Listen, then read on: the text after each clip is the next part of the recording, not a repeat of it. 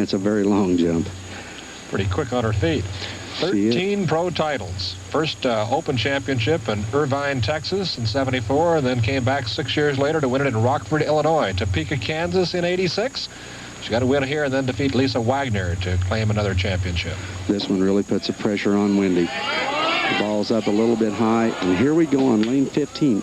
Every time the veterans have a chance to get a little bit up, they come up on lane 15, they let up on the speed a little bit, the ball overreacts and heads into the pocket and leaving the 6, 7, 10 split. Here comes the ball. It's going to overreact left. She let up on the speed a little bit.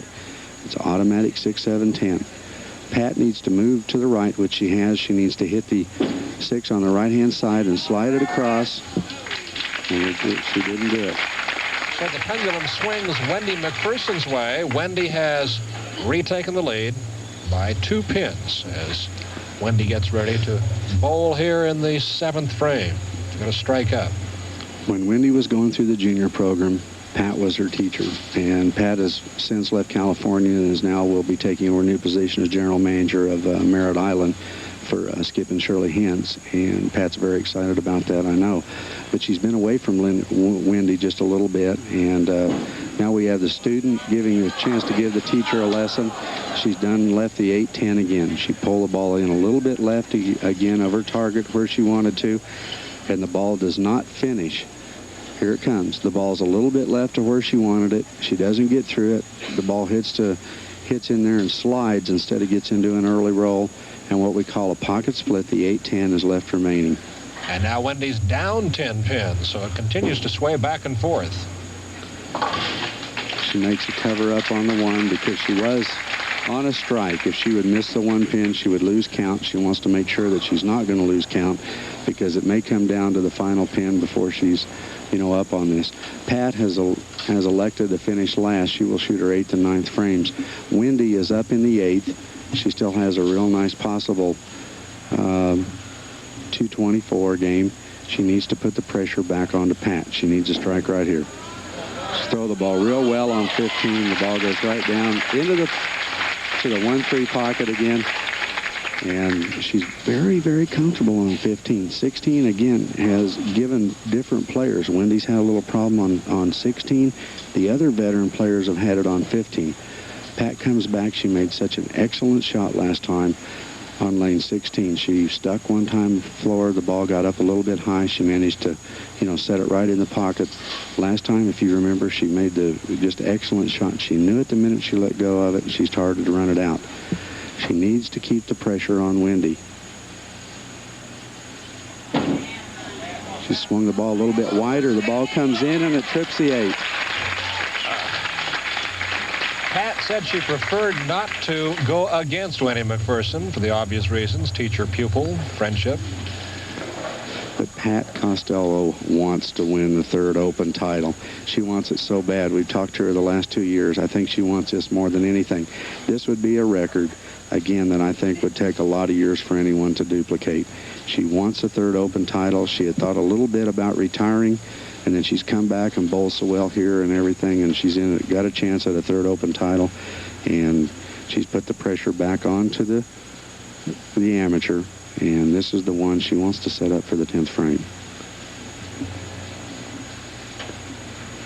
You watch her here. She's going to come up. She wants to keep her ball speed up on this shot right here. She did, but pulled it a little bit. It goes Brooklyn. The pin does not trip the 6 pin. The 6 pin remains. She's going to make her spare. And again, it's back up to Wendy. Wendy this time, though, will bowl the 9th and the 10th frame instead of just finishing with the 10th.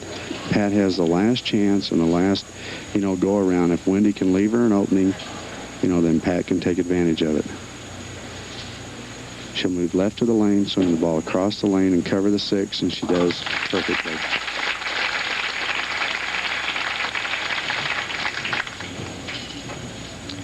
So now it's up to Wendy Macpherson, trailing here as she gets ready to bowl in the 9th frame. Wendy needs to strike. If she gets a strike in the 9th, she's within basically a tie game because another strike, the first ball in the 10th, would give both players 164 in the 8th, and we'd have quite a match and quite a finisher. Wednesday needs to strike on this pair of lanes. She's lost her speed once.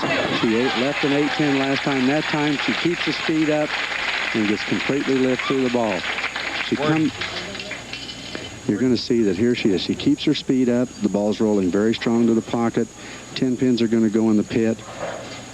And I hope we're going to see her. She comes back off the approach. We didn't quite get it, but she comes back and she said, all right in front of Pat. I think we've got a little bit of showmanship going. It's teacher versus pupil. They both want to win. We're dead even.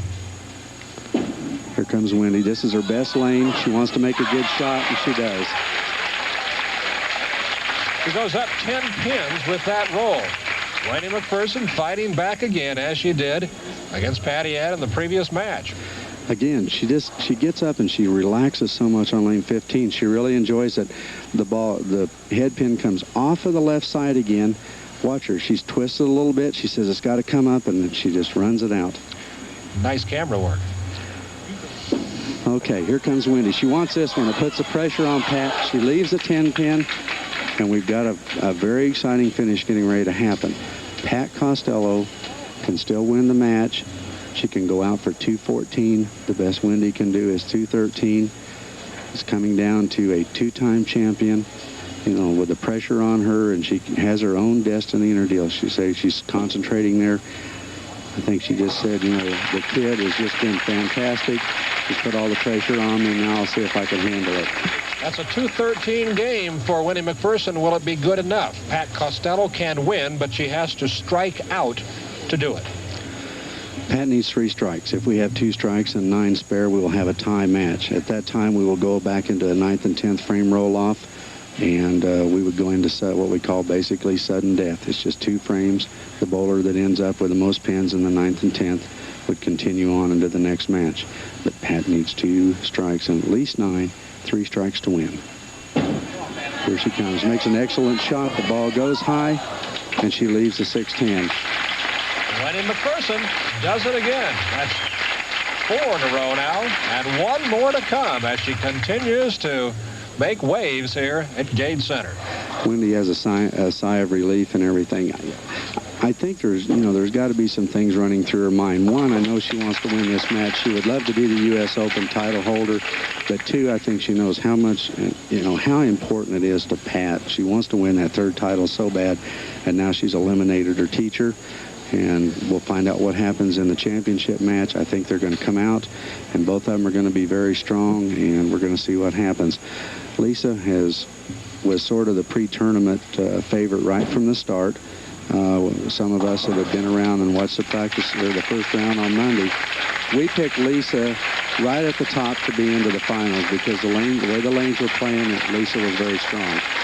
So an open frame in the 7th when Costello led by 10.